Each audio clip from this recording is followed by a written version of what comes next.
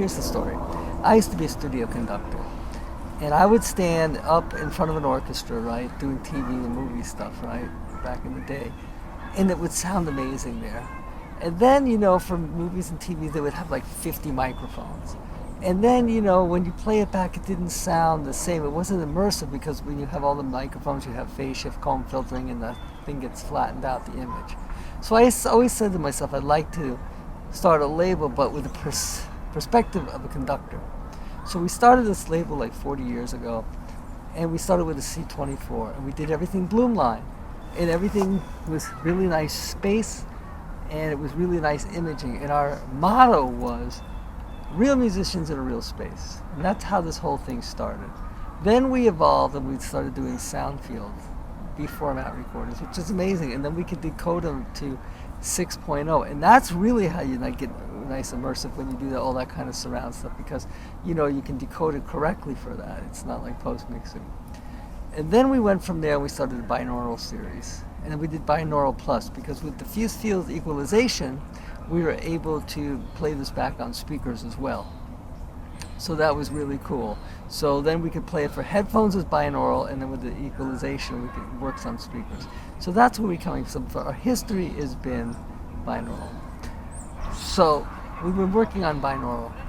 But if you cancel the crosstalk in binaural, you can have an amazing experience on speakers. What we're trying to do is that if you can cancel the crosstalk in devices, then you can get an immersive 360-degree real soundstage. And the thing is this, when you talk about immersive audio, you have two things. You have what I call the hula hoop effect, where you have lots of speakers and it's just a ring. But real immersive audio is about thinking of spherical sound, because what happens then is, if you have a flute in an orchestra, the flute should be here and then the timpani is way back. You have to have that thing correctly. It's just not a hula hoop around you. And with binaural and crosstalk cancellation, you can get that spherical sound in headphones, and you can also get it on speakers. So we've been doing that. So I have this new venture that experiments in both, where we're trying to get, if it's not canceled in some application, when you listen to our recordings, that instead of being between the 60 degrees of the speakers, we can get it way out to like 110 degrees, really far enveloping. Okay, we can print it on there. So people who have nothing, and if you play our recordings on speakers with this new company, the Audiophile Society, you play it on speakers, you can get a much more immersive experience. You'll feel height, you'll feel depth. It's very 3D, because we put in cues that the humans use to sense depth, height, and things like that. You know, the McGurk effect has shown us, is that you can go online and watch it, that we're not scientific instruments. We interpret the world. The McGurk effect is this very cool thing. It says ba, ba, ba, ba, ba. And then the guy says va, ba, ba. But then he plays it back and he plays the ba, ba, ba. And then all of a sudden they superimpose the word V, and you'd swear it's va, not ba, because the eye trumps the ear. You know, there's all kinds of things in audio and in real life that tell us cues, you know. We're very good with sensing things that are dry because, you know, I guess nature tells us that. I think the worst place we hear is in front of us because we have eyes. You know, if you look at a binaural microphone, if you really sweep it, it doesn't sound as good. The HRTF in the middle, you know, it's harder because it's just the way of the face and the pin and all that. We really hear great behind us because I guess nature says there's a bear behind you 500 yards and start running. So we have this built in. And then I say, what is it? What is that cue? That what happens there? That process with the brain, you know, says that this thing is going to get you. So what I'm trying to do is put a lot of those cues into this immersive type of mixing that we're doing at the Audiophile Society. But to do it correctly, the best roller coaster ride in the world will be some type of high order ampersonic microphone that can be decoded to binaural and cross-talked on speakers, and then you'll be in a virtual concert hall. That is it, you know, for acoustic instruments. But guys that do, like, you know, dance music and rock and roll, That's in a studio. See, there's two types of recordings. You have the recordings like us. We're like Dutch flower painters, realists, saying we're going to paint a beautiful picture of a flower, and basically the flower is a symphony in a concert hall, and that is going to be our painting. And another guy comes along, who does a grunge band in Seattle and says, my painting is Jackson Pollock. I'm going to create this sound in the studio, and it's just as viable in art. There's no right or wrong. And he has to create that aesthetic, and he takes the tools he uses. It doesn't matter how, and he puts it there. Like I was saying before, all of this is an illusion. It's all nonsense because there's no reality. People say it's reality, Puritan, and there's no reality. There's two boxes in your home, and you're going to create this illusion like a magician that there's music, there's musicians there. But in fact, there's boxes. So let's look at audio as basically a magic trick.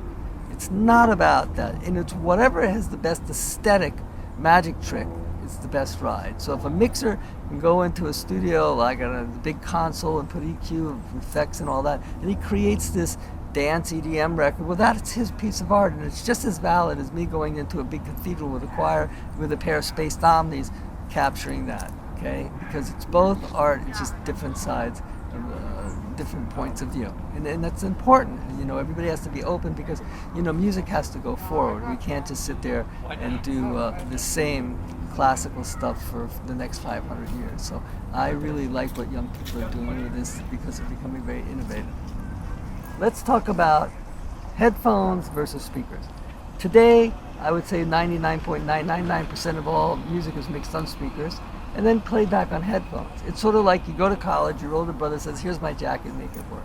Well, the HRTF is totally different. It's just totally different. So what we do is we mix for the speakers, and then we pull up a pair of headphones and we remix the whole thing on a 3D mixer for headphones to get the cues right. And what I'm trying to do is externalize it.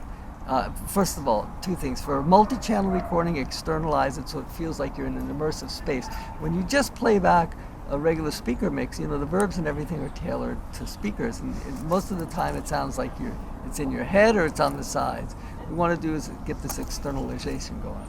Look, for headphones, the best thing to do is do a binaural recording. But there's problems with binaural as well, because everybody has different fingerprints and everybody has a different pinna.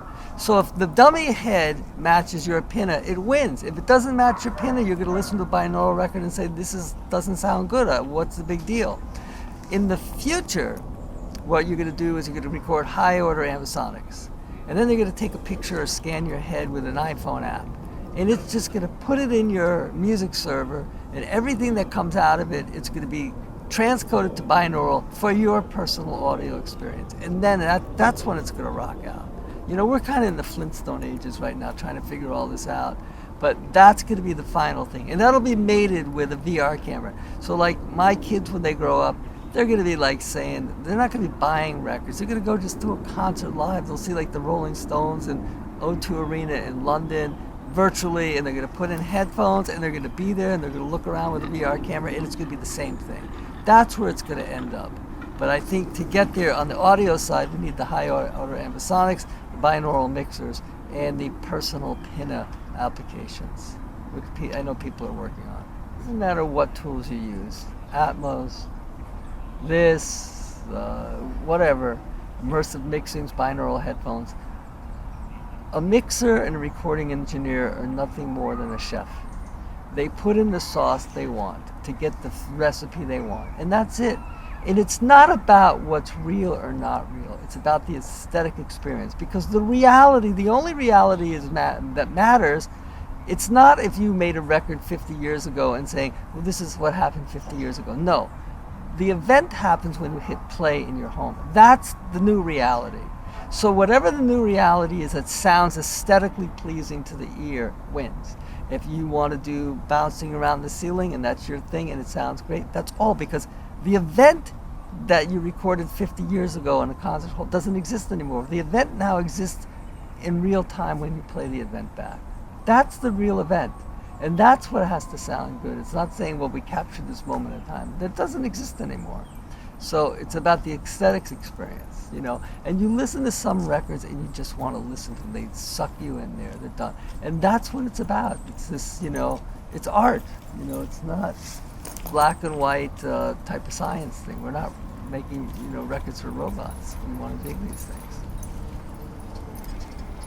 You know what though? My personal thing is this.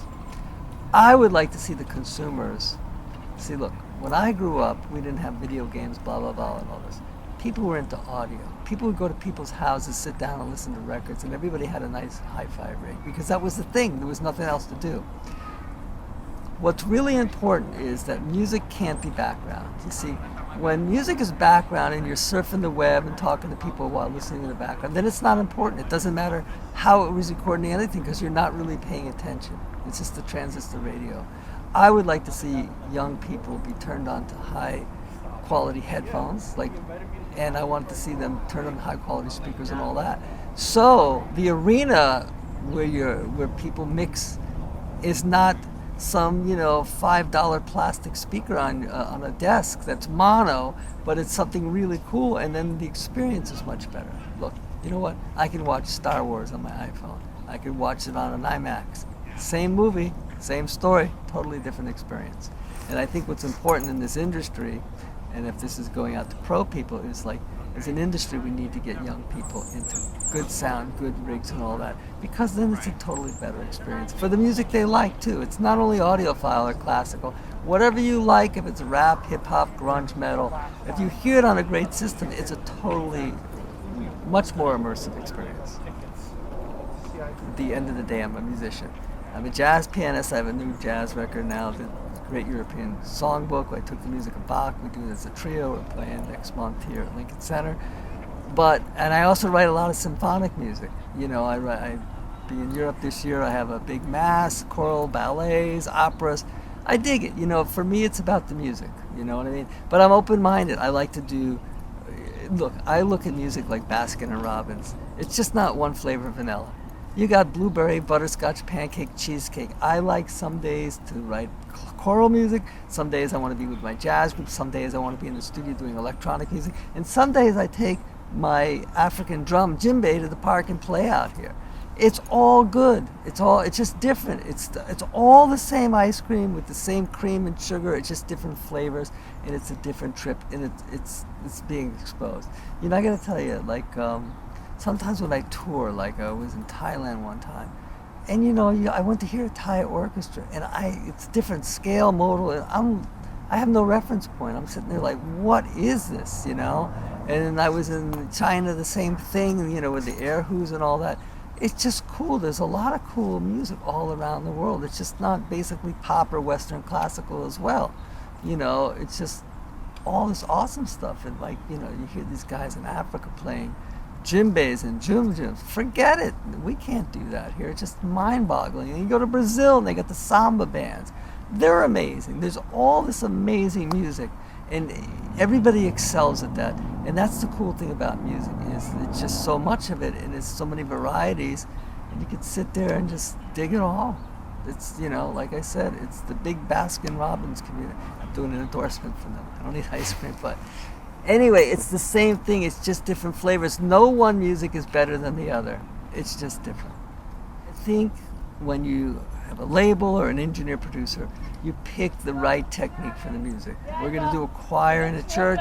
We want a pair of spaced omnis. If you're going to do a soul band or in a studio where it's funk and you want to hear the snare and all that, then you might get tight in this multi-track, like my daughter's group.